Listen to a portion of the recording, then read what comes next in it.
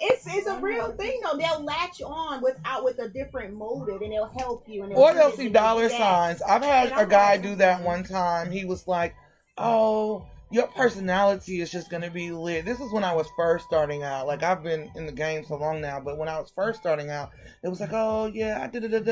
But then I realized as I was talking to him, he only wanted to get to know me, number one, so he could sleep with me, but number two, because he saw the dollar signs of what my brand would be in the long run. Yeah, I've had that too. And it's not just the professional industry. It's not just. Oh, it's personal. Oh yeah. I have been a licensed minister since 2002, and I can't tell you the number of pulpits I've been in.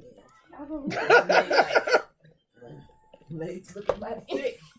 Yeah, and I believe it. Yeah, I really do, because it has really, I've been in the entertainment industry, I've been in other spaces, and I just am gonna continue to be me. Mm-hmm. Yes, and approach it that way, and like decline.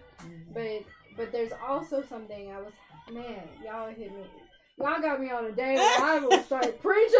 No, I want a real conversation though, because I feel like we need it. Like, so many people need it from the female's perspective. We hear the guys say how hard theirs is, but they don't never hear the women be like, "Oh, well, I went through 10 years of guys trying to sleep with me or trying to do this and that with me." Or, man, I've had guys come up and see me online and do like my blogs and stuff or in the magazines and stuff, and they'll be like, "Yo, I know you need a dude like me. You know you need somebody like me.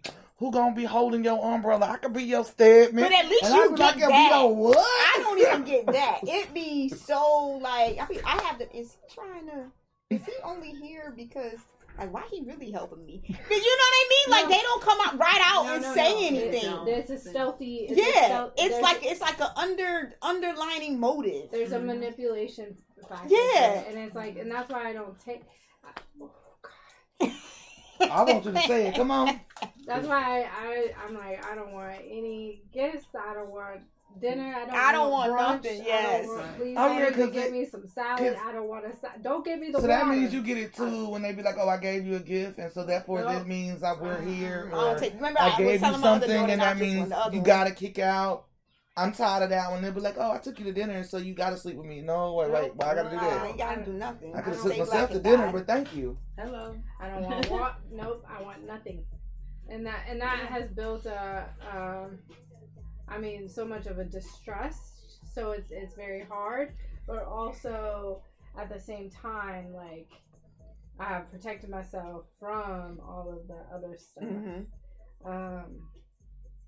Yeah, I don't know. It's definitely not easy. So last night I was having this conversation because this issue just happened this past week, and I was chatting with one of my guy friends who, like, very much we grew up together in terms of going to college, and he works for something called a Call to Men, mm-hmm. which he goes out and trains NFL players, NBA players to be good men. Mm-hmm. Like, that's what they do. Nice. Is like they talk about consent. They talk about all of this other stuff.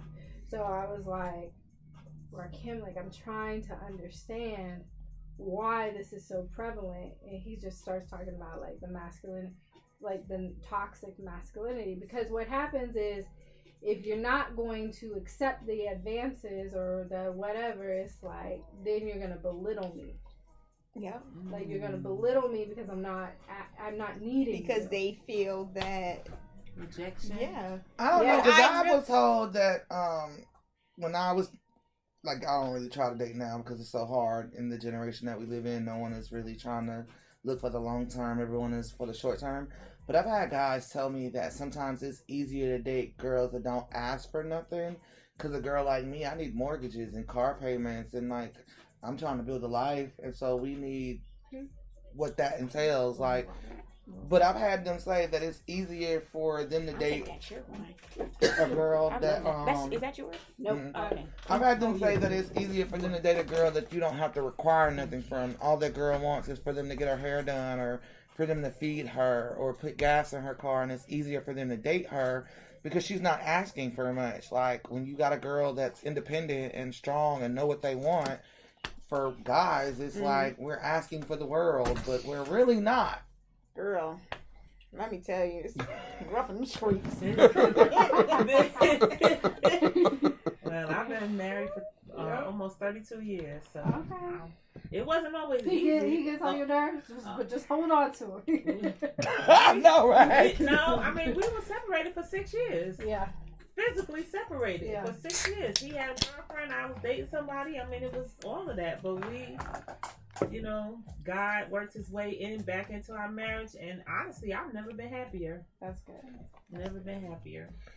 So, You want to talk? I'm gonna need her to talk. Huh? You want to talk?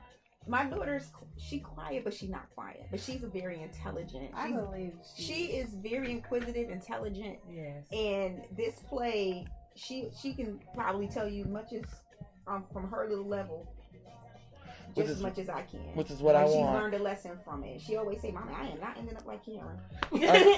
Are you Always, ready? and Karen did end up in a lifestyle that what you Well, know. I need you to tell me what Karen got online. So let's go. What you got for You me? can't give away the play now. You ain't gonna give away the play, but she could give me. Can you hear her? Okay.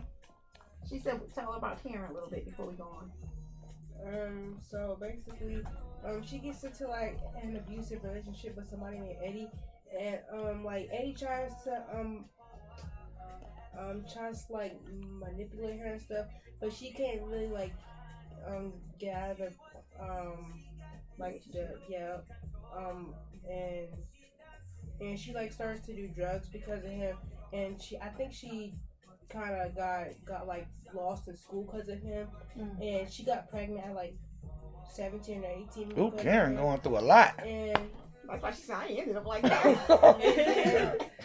and then she started like starting to like be in the streets and stuff, and in the second part of the play, she was crazy in the second part, and then and at the very end, she kind of gets life together. She goes back to school, and she gets to finally move in with her kids that she had made them live with her sister. And, Oh yeah, we not ending up like Ken, okay? That's right. She always Don't make me come hunt you down, girl. We is not living. Listen to me. You got too many strong women around you that are independent, that will look out for you when you need to. That will, No matter what you're trying to that will do. flip the world over. Listen to me. No matter what you're trying to do, Go hard, 10 toes down. we will all help you. I'll be like, Do "You not be end right up like Karen. I will be right back. Shout out to the women in the world. We got you for real. Like, Yeah, it's so. Listen to me. Every woman in this room has done went through a lot of the same things. We're around the same ages, But that's a Margaret and discussion. that's what I'm saying. Yeah. We're Because that's what the play is about. ready. So let me slowly get into this one. What I'm gonna do is I'm gonna read. Let me make sure I did this. Okay. Let me read this. So I'll need silence. But then before we get on.